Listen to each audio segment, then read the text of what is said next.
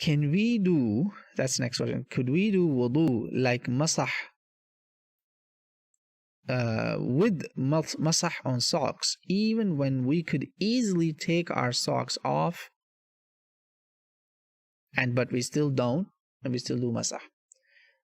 Basically, the question is, when you, let's say, did your full wudu, wash your feet, let's say in Fajr, and you did put on your socks. Now, let's say time of Dhuhr came. You didn't take off your socks. You're in your home. It's not cold inside, centrally heated home and all that. But you don't feel like taking off your socks, and you do masah on these socks. Of course, some people say it has to be leather, but I say both are allowed. There's a lot of discussion about it. We can talk about that sometime if you need references. Al-khuf wal-jawrab, both are allowed. So you don't want to do it just because, it's cold, or you don't feel like doing it, even though you could without hurting yourself.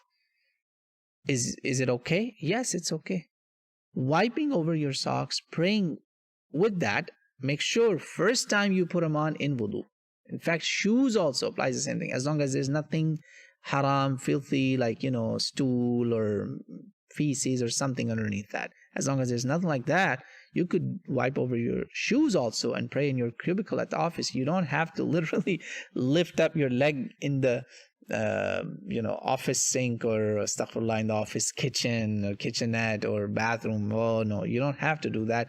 Make sure you leave home with one full wudu, washing your feet, and then put on your socks. 5 prayers, you're good to go. 5 prayers. Don't worry about, you can easily take off your socks. Why you're still doing it?